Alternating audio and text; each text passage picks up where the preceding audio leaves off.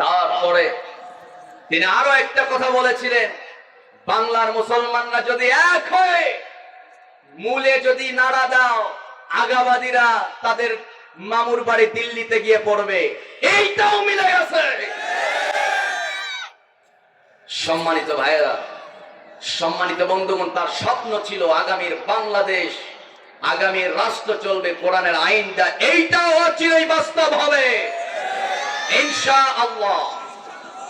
কারণ বিগত 54 বছর আমরা দেখেছি 98%, ভালো করে বোঝেন, বিগত 54 বছর আমরা দেখেছি সংসদ ভবনের চেয়ারগুলো দখলে রাখত 98%, মানে 98% সব হাইব্রিড এক একটা চোর। আমার কথা মনে হয় ভুল? তাহলে জোরে বলেন ঠিক কিনা? ক্ষমতা শেষ, দেশে আর থাকতে পারে না, কারণ চুরি তো করছে। যদি গরু চোরের মতো মার খায়, বলেন না, পালিয়ে যা। সম্মানিত ভাইরা, 54 বছর কি হয়েছে পরের বিষয়। আগামীর এই পবিত্র সংসদ ভবন, যেই সংসদ ভবন উদ্ধার করেছি কয়েক হাজার যুবকের তাজা পবিত্র রক্তের বিনিময়ে, এই পবিত্র সংসদ ভবনের একটা চেয়ারে আর কোন বেনামাজিকে দেখতে চাই না। এই সংসদ ভবনের প্রত্যেকটা চেয়ারে আমরা দেখতে চাই কোরআনওয়ালা, টুপিওয়ালা, নামাজিওয়ালা।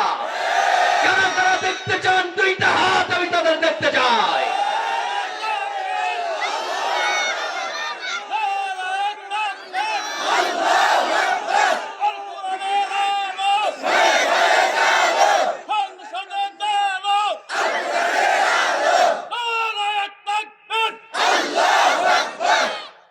সম্মানিত ভাইরা, আমার বন্ধুগণ, সব যদি সংসদ সদস্যরা যদি নামাজি হয়ে যায়, সবাই যদি কোরআনওয়ালা হয়ে যায়, তাহলে ওই সংসদ ভবনে 100% কোরআনের আইন চালু হয়ে যাবে।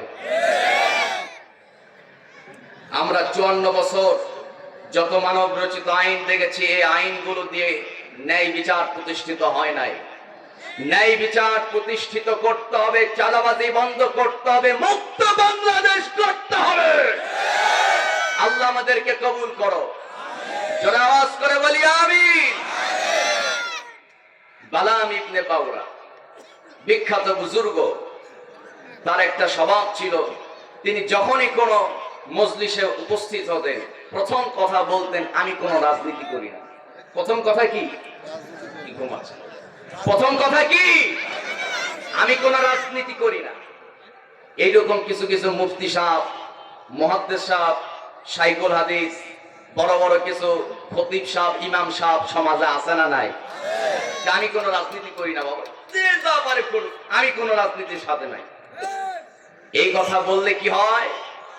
মামলা থেকে বাঁচা যায়। এই কথা বললে কি হয়?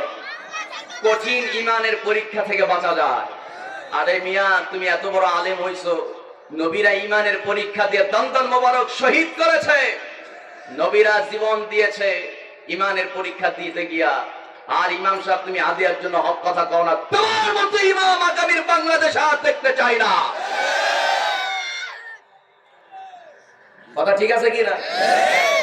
সম্মানিত ভাইয়েরা, আমার বন্ধুগণ,